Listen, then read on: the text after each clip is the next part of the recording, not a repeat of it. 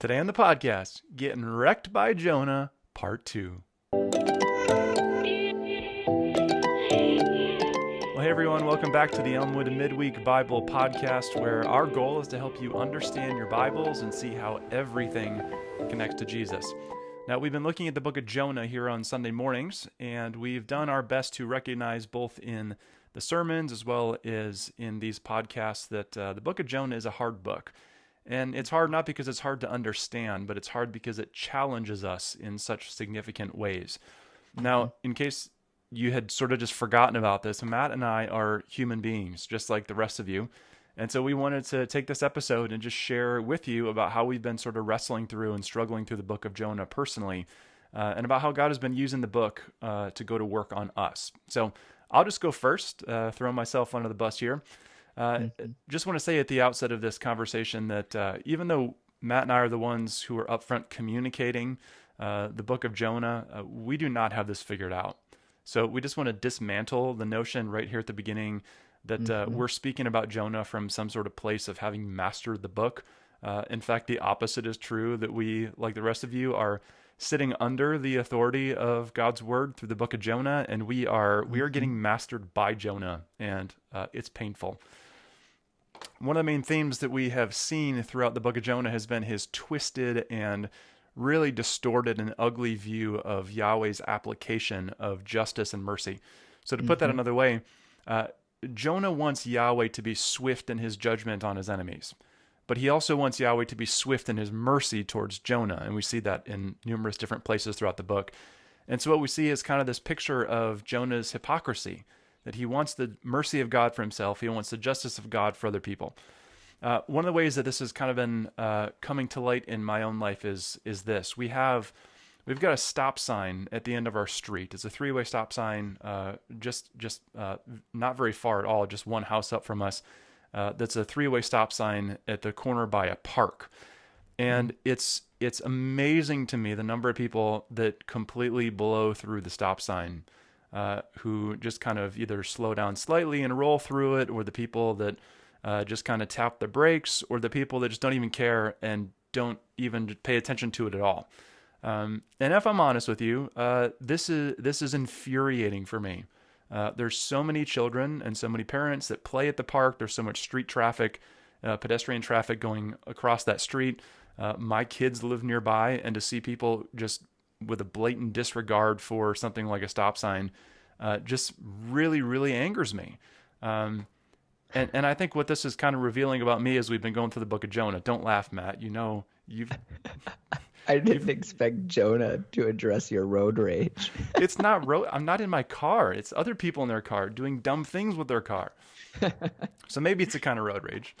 But what it's as I look at sort of this pattern of anger in my life, and as I look at the book of Jonah, what it's kind of revealing is that my default heart posture is to be judgmental towards my enemies, towards people who maybe in this case I just think are dumb, who need to learn how to drive, and sort of taking this in light of what Jesus says in Matthew chapter 5, where he says, "You've heard that it was said, love your enemies and love your neighbor and hate your enemies, rather. But I tell you, love your enemies and pray for those who persecute you, that you may be children of your Father in heaven.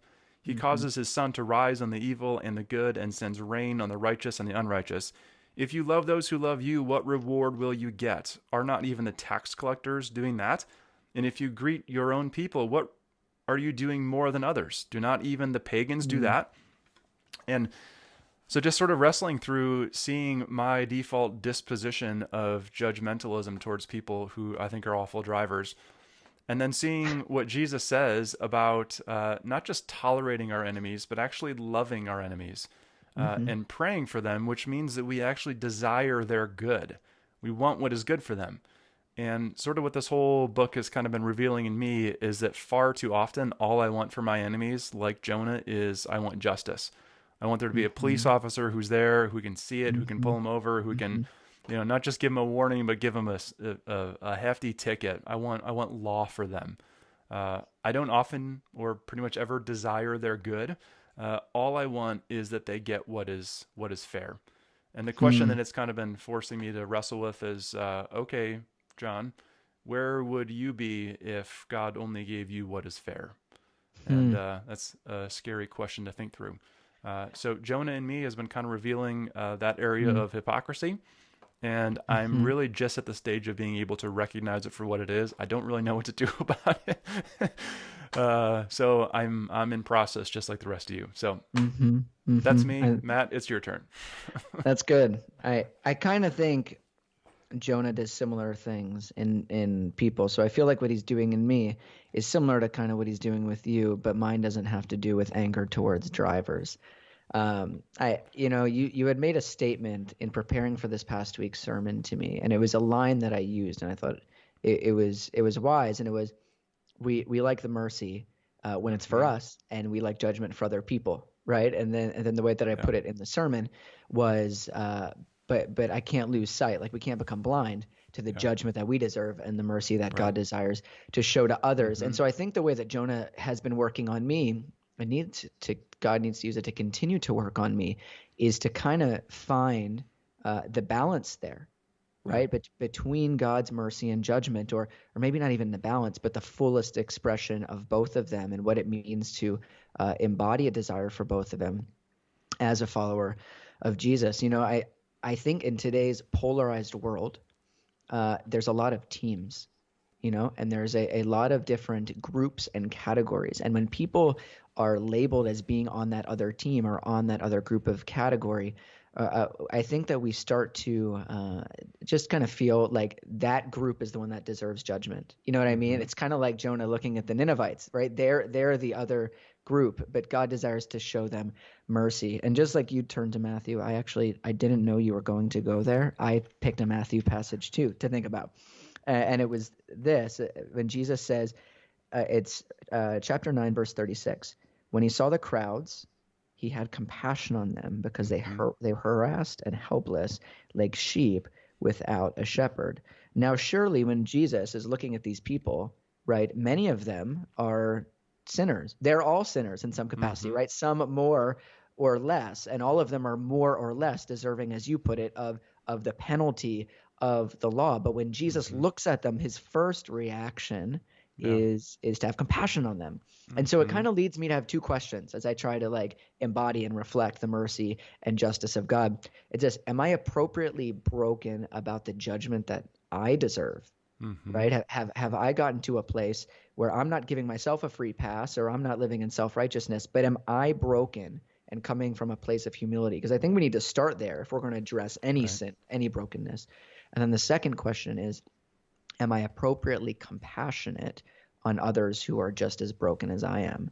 So when I look at somebody, right, when I look at that driver who runs the stop sign, is my first reaction to get angry at them, or is my first reaction to have compassion because of something going on? Now, maybe the running the stop sign is a little bit less of an example, but I know that there's people Mm-hmm. that many of us look at, me included, that we look at and our instant reaction is anger or judgment or something. But when I look at them, is there pity? Is there compassion? Do I recognize Mm-hmm. what they're wrestling through? And do I recognize what I'm wrestling through? And once we do that, then you can meet them in sympathy and in grace and in truth and speak well to them. And I think that people receive that better than when you just start throwing stones at them right off the bat. Yeah. So, It reminds me of, what you just said about like starting with us, right? yeah. It reminds me of in the Old Testament where God says to his people regarding slavery, remember that I brought you out of this Hmm. land of slavery. And so therefore, because of that, like Hmm. don't conscribe people to forced labor, right? Like Yeah. remember who you are, right? And in an even greater sense, like uh, Hmm. the ability to look at other people with compassion and mercy is rooted in my ability to see myself through the eyes of God, that I am Hmm. a broken, distorted image bearer who is living in rebellion, who's been Yeah. forgiven, and only when I see myself that way is that going to melt me to the place where I begin to look at other people Yeah. not first with judgment but first with compassion. Sure. And so I just think of that Old Testament example.